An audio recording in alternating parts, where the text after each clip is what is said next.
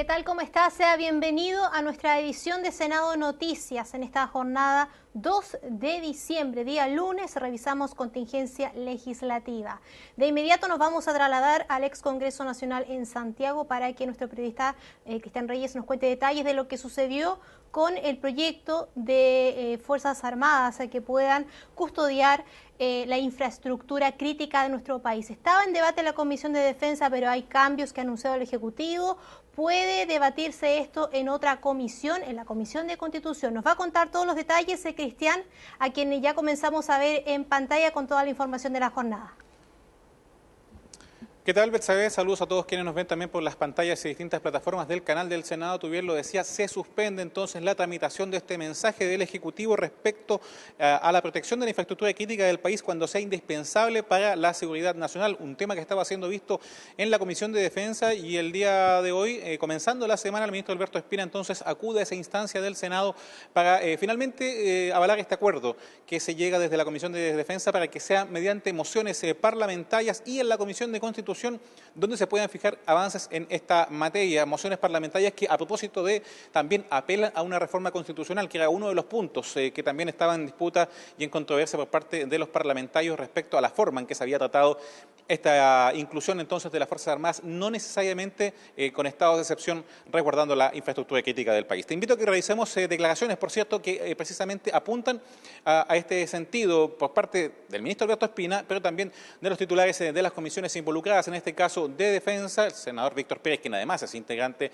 de Constitución, y de esta última también por parte del senador Felipe Arboe. Se nos ha planteado, y nosotros hemos concordado con ello, que este tema sea visto por la Comisión de Constitución porque existiría una mayor voluntad y disposición y una mayor cantidad de votos para su aprobación, que es lo importante, si esto se incorporara como una reforma constitucional y no como una ley orgánica. Enamorémonos de los objetivos, los instrumentos que se usan son parte del legítimo debate parlamentario. Y si es una reforma constitucional la que definitivamente logra que aprobemos rápido este proyecto, bienvenido sea. Hay 2 o 3 proyectos presentados que son de la misma idea del gobierno y por lo tanto, como a nuestro juicio el tema requiere celeridad, hemos pedido a la Comisión de Constitución, he hablado con el presidente de la Comisión para tratar que sea con mayor celeridad. Seguramente el gobierno también les va a poner a algunos de ellos en discusión inmediata y por lo tanto la idea es tratarlo porque el punto central aquí, más allá de cuál es el instrumento que usted utilice, es que las Fuerzas Armadas estén capacitadas y facultades para defender y proteger la infraestructura crítica. ¿Perdón? Se pueden refundir, puede haber una indicación sustitutiva con el proyecto del Ejecutivo o el de otros senadores. No, nada en absoluto. En consecuencia, nosotros no somos parte de ningún acuerdo en esta materia y por tanto vamos a tener que ver en su mérito el proyecto cuando ingrese a la Comisión de Constitución, porque eventualmente me imagino yo que el Ministerio de Defensa o el Gobierno va a pretender iniciar una discusión a partir de una moción parlamentaria, pero después va a querer probablemente incorporar ciertas indicaciones, hacer entender al presidente de la República que se requiere de una agenda social muy potente. Esta crisis no se va a solucionar con militares en la calle o con más carabineros en la calle. Esta crisis se soluciona con una agenda social muy robusta. En consecuencia, dentro del marco de nuestras facultades, haremos lo que corresponde a los proyectos de ley, pero no podemos abandonar la necesaria petición al presidente de la República para entender que en momentos extraordinarios se requieren medidas extraordinarias. Hablemos de estas mociones parlamentarias, entonces, que de hecho tengo en mis manos y que apelan precisamente al uso de efectivos de las Fuerzas Armadas en casos de contingencia pública, en este caso, para resguardar la infraestructura crítica, que entre paréntesis es un concepto que todavía está en la ambigüedad legal, debe aclararse, debe situarse, es un concepto que también está en constante evolución.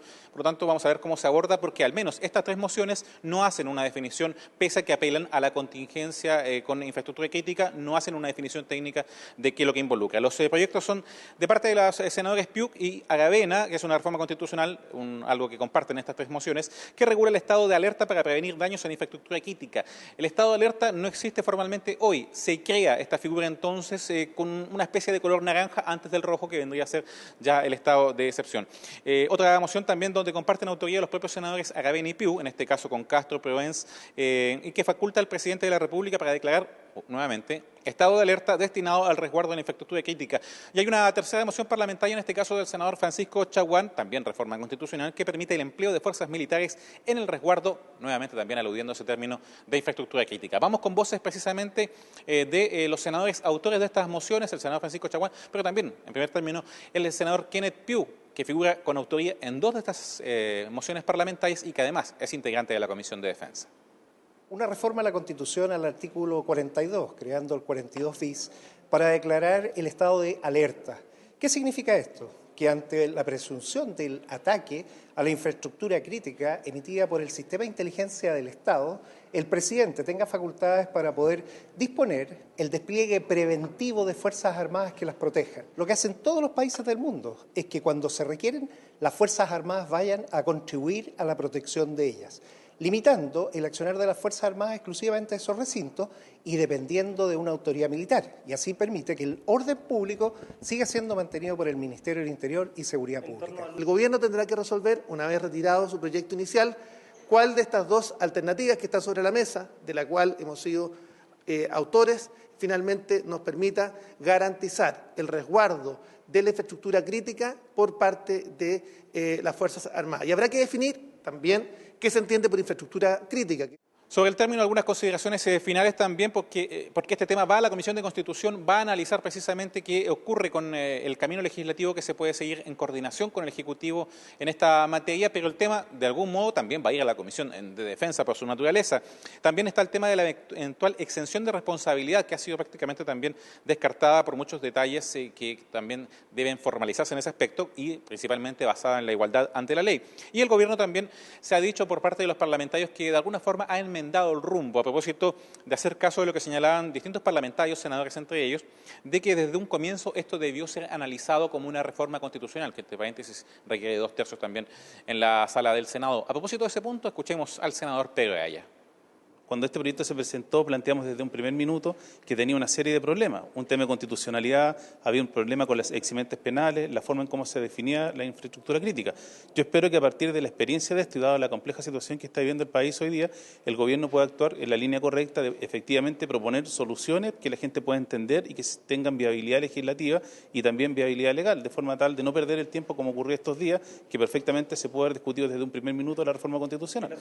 Quedaremos atentos entonces a lo que ocurra con estas mociones, cuál es el camino legislativo, las modificaciones que quizás va a ir adelantando el Ejecutivo que puede tomar en esta materia. El ministro Alberto Espina está invitado precisamente también en esta jornada de día lunes a la Comisión de Constitución y vamos a estar actualizando esta materia, por supuesto, también en futuras ediciones de Senado Noticias. Adelante, Betsaben Valparaíso. Te agradecemos por la información, Cristian. Vamos a otras noticias que marcan esta jornada de día lunes. Una importante denuncia hizo el senador Guido Girardi, quien además es integrante de la Comisión de Salud del Senado. Tiene relación con pagos ilegales de atención de urgencia en la Clínica Dávila. De hecho, pide la clausura de este recinto asistencial. Llegó hasta la Superintendencia de Salud el senador para pedir esta clausura de la clínica. Y es que el legislador hizo público que el recinto asistencial exigió pagos en efectivo para realizar atención de urgencia.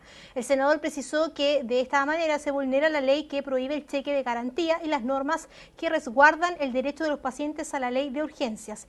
Girardi además acudió a esta entidad fiscalizadora acompañado de algunos afectados, quienes acusan que el centro de salud le solicitó por adelantado incluso pagos de 2 a 3 millones de pesos al contado para otorgar cuidados. ¿Qué dijo la clínica? Aseguró a través de un comunicado que no se aplica el pago anticipado en aquellos pacientes que ingresan por ley de urgencia, pero añadieron que para aquellos casos que no califican en la ley, la clínica aplica una modalidad de pago anticipado acorde a los reglamentos internos. Por esta denuncia, el Centro de Salud arriesga la máxima sanción que aplica la ley. Pasemos a revisar reacciones de esta denuncia. Fueron abusadas porque cuando una persona tiene un ser querido que se está muriendo y le ponen la pistola al pecho y le dice que tienen que pagar, ¿qué haría cualquiera de ustedes si fuera su mamá, su hijo? Hacen lo indecible. Más aún si le dicen, mire, si no consigue el dinero, y más grave todavía, le dijeron, mire, si no resuelve esto en 10 minutos, necesitamos la camilla para otra persona. O sea, además tratos vejatorios, tratos vergonzosos, y nosotros no los podemos aceptar. Ellos ya tienen una multa la Clínica Ávila por malas prácticas de más de 100 millones de pesos este año, de sanciones. Le hemos pedido que se aplique el mayor rigor de las multas, pero sobre todo que se cancele el registro, porque yo soy de la opinión que una institución que hace esto, que tiene esta crueldad, que tiene esta falta de ética, no puede y no debe seguir funcionando. Entonces me dice, bueno, son las políticas de la clínica y si usted no está de acuerdo, llévese a su mamá. En la situación que se encontraba mi mamá. Y yo le dije, no me la voy a llevar, pero necesito juntar lo que me falta porque ya habíamos pagado otros exámenes. Me dice, hablé con el supervisor y le dan 10 minutos para que solucione el problema o si no para que se la lleve. Y no la pasaron a UCI porque no tuvimos los 3 millones de pesos para dejarlos ahí, para que ella la pasaran a UCI. Ella fue pasada solamente a una sala de observación. ¿Nunca fue voluntario entonces? Y nunca fue voluntario el pago de los 2 millones de pesos. Fue obligatorio, o si no teníamos que sacarla de ahí. Y para sacarla de ahí teníamos que contratar una ambulancia porque ellos tampoco nos prestaban el servicio de ambulancia. Bueno, y que es peligroso para personas que puedan tener asma o problemas pulmonares. Así reaccionaron algunos científicos, legisladores, también respecto al uso del gas lacrimógeno que actualmente se está utilizando para poder controlar manifestaciones. En contraparte, algunos opinan que es la forma de poder controlar a los manifestantes. Todos los detalles en el siguiente informe. Si en algo se han caracterizado las últimas semanas es en el uso de los focos de enfrentamiento entre manifestantes y policías, de diferentes herramientas disuasorias que han estado en la polémica de parte de las fuerzas de orden y seguridad. La primera fue por el uso de los balines, con acusaciones y desmentidos sobre su composición, y ahora sobre el gas lacrimógeno. Desde medios nacionales hasta entidades como la BBC inglesa han dado cuenta del testimonio de diferentes científicos explicando el daño a la salud por el contacto con los compuestos químicos de la mayoría de las bombas de gas lacrimógeno usadas por las policías antidisturbios, las que se basan en el cloro benzilideno, malono-nitrilo, también conocido como CS, que provoca una irritación instantánea de los ojos, la nariz, la boca, la piel y las vías respiratorias, ocasionando otros síntomas como hipertensión, náuseas o vómitos, peligroso para asmáticos y personas con problemas respiratorios. Pero entonces, ¿debe ser considerada un arma química? Hay algunos técnicos que dicen que sí, otros que no. Digamos, es una opinión más bien técnica. Yo ahí actúo con mucho cuidado porque creo que las policías no hay que desarmarlas. Las policías no pueden enfrentar, digamos, un clima de violencia como que estamos viendo en el país desarmada. Y yo creo que nosotros tenemos que avanzar en esa materia, pero en ningún caso desarmar a las policías. El debate sobre si se trata o no de un arma química se equilibra con la necesidad de dar herramientas a las fuerzas de orden para el control de disturbios públicos. El senador Guido Girardi, integrante de la Comisión de Salud, es también autor de un proyecto que alude al uso de estos elementos, no prohibiéndolos, sino apelando a las circunstancias y su descripción como arma de lesión letal o agresión. Yo soy autor de la ley que prohíbe las bombas lacrimógenas en determinadas circunstancias. No quiere decir que no se puedan usar nunca.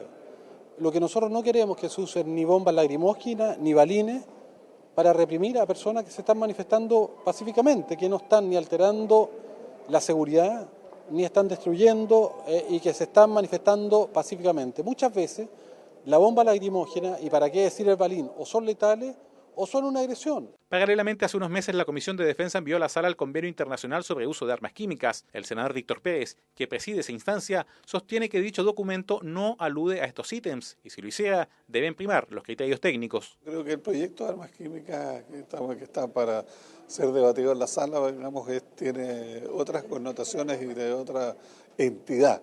Y por lo tanto no creo que toque una cosa como esa. Y si la toca va a ser por análisis técnicos, por análisis científicos, para que terminar con absoluta claridad que eso no suceda. Por ejemplo, a Carabineros le han tirado ácido.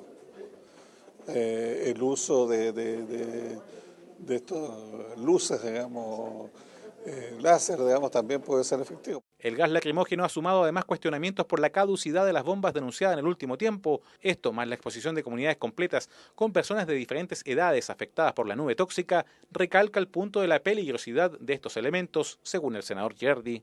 Estos gases son muy peligrosos, además están usando gases vencidos, que no sabemos sus consecuencias. Si alguien tiene un problema respiratorio previo o tiene un problema cardíaco, le puede desencadenar un agravamiento, le puede desencadenar desde un infarto o hasta una crisis obstructiva. Por lo tanto, no son inocuos y tú tienes comunidades enteras, como los vecinos que viven en Baquedano, que están totalmente intoxicados, niños chicos, producto del uso excesivo de gases lacrimógenos. Estudios médicos y científicos internacionales detallan los efectos a corto y largo plazo por la exposición a gas lacrimógeno, siendo los más preocupantes los daños permanentes por el contacto prolongado a estas bombas disuasorias. Eso sí, nacionales y extranjeros coinciden en la necesidad de catastros sobre los daños ocasionados por el gas, ya que pese a su composición y síntomas evidentes, no hay obligación de reportar médicamente síntomas al momento de ser rociado o expuesto a estos peligrosos químicos. Y el proyecto que actualiza, moderniza la carrera funcionaria en Gendarmería avanza desde la Comisión de Constitución del Senado. Pasó a la instancia de Hacienda. ¿De qué se trata este proyecto de ley? Plantea una serie de medidas para modernizar Gendarmería, entre ellas una bonificación al retiro para el personal que cumpla con ciertos requisitos. Se aumenta la planta del personal no uniformado en más de 1000 cargos. Se aumenta también el monto de la bonificación por egreso, que se entrega una vez que se han cumplido 20 años de servicio. Se incorpora al personal no uniformado no adscrito a DIPRECA para que acceda a esta bonificación y se duplica el número de ascensos en los próximos 5 años. Importante proyecto que avanza en el ámbito legislativo. Pasemos a escuchar al presidente de la Comisión de Constitución, el senador Felipe Arboe. Principalmente aprobamos normas relativas a ascensos, a la posibilidad de establecer bonificaciones de retiro, a la incompatibilidad de estas con otro tipo de emolumentos. Se establece años por grado, digamos, para efectos de poder acelerar el desarrollo de carrera funcionaria y garantizamos un conjunto de derechos. Así que creo que es un proyecto que va a aportar decididamente a mejorar la carrera funcionaria de Gendarmería y espero que haga un buen tiraje de la chimenea. Claro, el Ejecutivo quería que le diéramos un año para dictar los decretos y la verdad es que ya han estado esperando mucho tiempo los gendarmes y las gendarmes para estas modificaciones y como lo hemos hecho siempre en la Comisión de Constitución le dimos un plazo de 6 meses. Otra iniciativa que avanza a la Comisión de Hacienda es la Ley Corta de Distribución Eléctrica. La Comisión de Minería y Energía en su última sesión despachó este proyecto de ley tras firmar un protocolo de acuerdo entre los integrantes y el gobierno, en particular en torno a la rentabilidad de las empresas de distribución. La norma está en segundo trámite y apunta a rebajar la rentabilidad de este tipo de empresas en un rango de 6 y 8%, equivale también desde el 10, aunque este cambio no incluye mayores costos en los consumidores en torno a las boletas. Se afecta a las utilidades de las compañías. Entre las 29 indicaciones que fueron presentadas, la más debatida corresponde a una de la autoría de la senadora Yasna Proboste, que proponía que municipios y pequeñas y medianas empresas también tuvieran rebajas y se aplicara esta distribución. ¿Qué pasó con esta indicación? Fue aprobada. Revisemos reacciones de esta instancia legislativa. De permitir que algunos clientes, particularmente los municipios, puedan también acogerse al régimen tarifario de clientes libres y por lo tanto rebajar los kilowatts a los que ellos para que ellos pudiesen optar. Según los datos disponibles, los clientes regulados que se encuentran en este tramo entre los 300 y los 500 kilowatts alcanzan al 5% del total de los clientes regulados y un número importante de ellos pueden corresponder también a pequeñas y medianas empresas con los cuales podrían acceder a mejores precios y por lo tanto en situaciones complejas como las que hoy estamos viviendo puede significar un ahorro en la cuenta final de la luz. Esto no beneficiaría a los clientes residenciales, a las familias tipo chilena. Y lo segundo que yo creo que es importante poner sobre la mesa es que los contratos de suministro que tienen las compañías generadoras con las compañías distribuidoras no tienen volúmenes garantizados, ¿no? Tienen un precio garantizado, pero no tienen volumen garantizado. Entonces, en la medida que más clientes se pasan a clientes libres y salen de los contratos regulados, el volumen que esos contratos empiezan a vender efectivamente baja. Y durante esta semana la agenda legislativa estará totalmente copada e intensa en cuanto a debate tanto en la sala como en comisiones. Senado.cl nos entrega esta información para que usted conozca en detalle qué se va a realizar esta semana. Por ejemplo, la sala tendrá que recibir esta acusación constitucional y buscar también los antecedentes importantes, el interés que va a tener para los legisladores esta acusación constitucional contra el exministro del Interior y Seguridad Pública, Andrés Chadwick, por su eventual responsabilidad a la violación de derechos humanos durante el denominado estallido social. Al respecto, se espera que en la sesión de mañana martes se dé cuenta de la admisibilidad de dicha acusación. La Cámara, recuerde usted, actuará como jurado y dentro del procedimiento de la acusación aprobada por los diputados se solicita inhabilitarlo para ejercer cargos públicos durante 5 años. Mañana la sala va a decidir las jornadas donde va a analizar esta situación, que van a ser los primeros días de diciembre. En cuanto a comisiones, bueno, hay bastantes proyectos de ley. Por ejemplo, en la Comisión de Constitución se va a debatir la reforma constitucional para limitar la reelección de autoridades en nuestro país. Ahí está, alcalde, concejales, diputados, senadores. También otro proyecto que va a retomar el debate es respecto a las 40 horas de la jornada laboral en la Comisión de Trabajo. Vaya a senado.cl y conozca mucho más de todos los proyectos que van a debatirse esta semana. Con esta información nos despedimos. Vamos a tomar